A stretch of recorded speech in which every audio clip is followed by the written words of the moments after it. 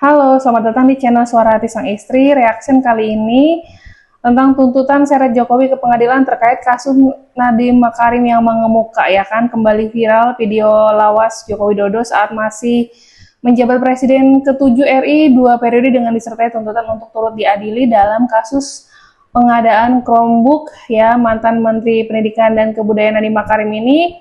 Video tersebut naik lagi kan, dengarkan apa yang saya sampaikan oleh beliau ini, ya. Jadi layaklah beliau diseret ke pengadilan secara paksa. Apa Bapak Joko Widodo akan nanti dilibatkan ke kasus Nadiem Makarim kalau Nadiem Makarim ini mengajukan banding atau terus melakukan persidangan? Karena kan sekarang kondisi Nadiem Makarim sedang dalam pasca operasi, ya. Setelah kemarin mendapatkan tuntutan hingga hampir harus dipenjara 18 tahun. Wah, itu sih sangat berat, ya. Kalau memang nanti harus dipenjara gitu. Kita lihat video ramainya seperti apa yang kemarin. Ini flashback ke Bapak Joko Widodo, ya. Untuk riset dan developmentnya harus betul-betul diperkuat. Artinya lagi Pak Nadiem, anggarannya diperbesar.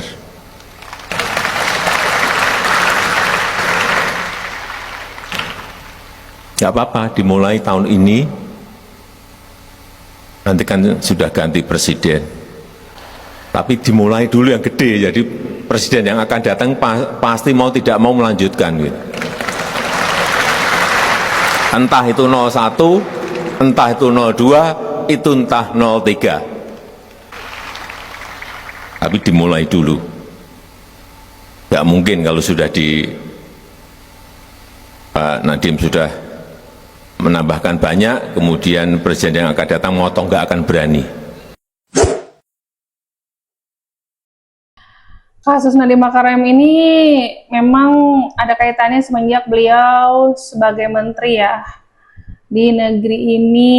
Dan Nadiem juga sampai di persidangan tuh bilang yang memberi tugas itu Pak Jokowi gitu kan, untuk mendigitalisasi pendidikan.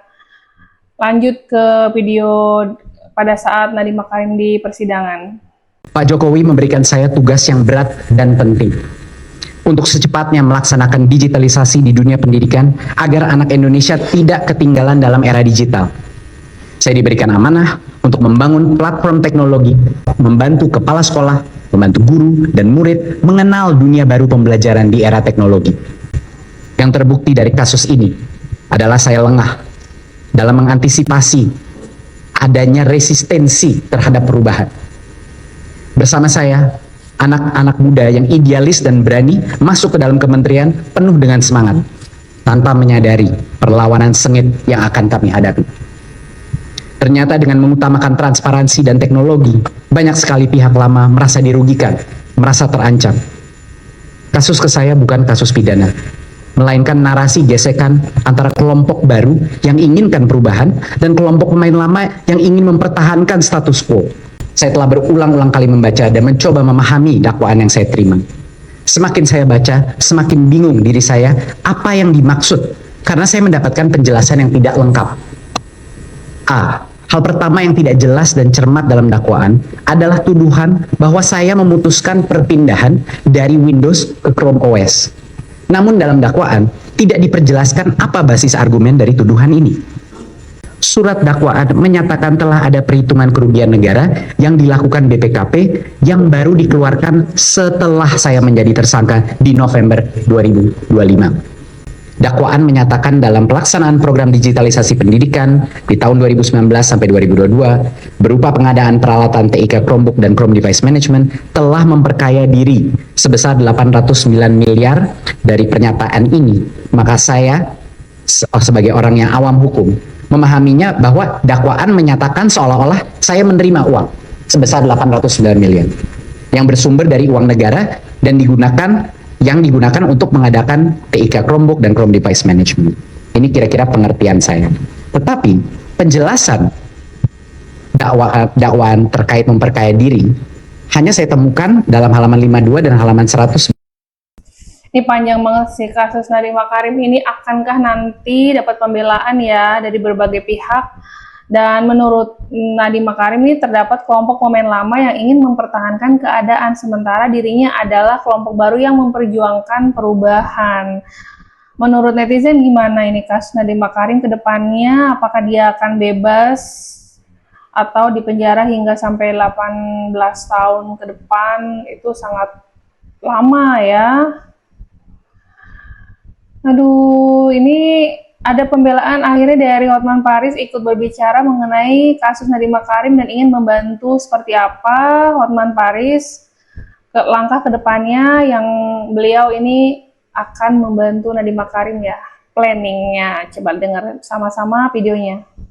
Saya hanya membutuhkan 10 menit untuk membuktikan itu. Bapak Prabowo Presiden Republik Indonesia, kalau memang Bapak benar-benar mau menegakkan keadilan, tolong panggil kejaksaan dan panggil saya sebagai kuasa hukum dari Nadiem Makarim. Gelar perkaranya di istana dan saya akan buktikan, satu, Nadiem Makarim tidak menerima uang 1 sen pun. 2, tidak ada markup dalam pengadaan laptop. 3, tidak ada yang diperkaya. Sekali lagi, saya hanya membutuhkan 10 menit untuk membuktikan itu di depan Bapak Prabowo, Presiden Republik Indonesia, yang pernah jadi klien saya 25 tahun. Seluruh rakyat Indonesia ingin agar benar-benar hukum ditegakkan, dan inilah saatnya saya akan membuktikan bahwa Nadiem Makarim tidak melakukan tindak pidana korupsi. Tapi kenapa dia ditahan? Kenapa dia ditahan? Tolong perkaranya pertama kali digelar di istana. Salam dari Hotman Paris yang pernah memberikan bantuan hukum kepada Bapak 25 tahun tanpa noda 1 titik pun.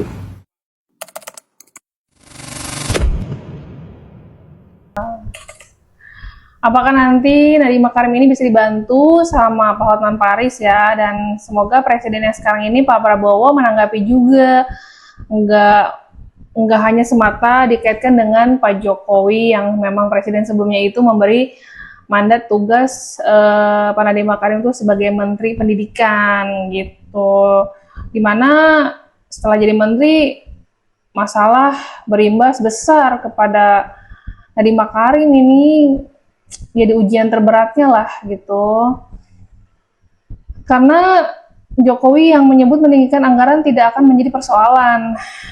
Tapi sekarang malah Nadiem Makarim di penjara gitu kan, sampai dipasang alat detektor dan sekarang sedang diizinkan untuk melakukan operasi gitu. Jadi tahanan sementara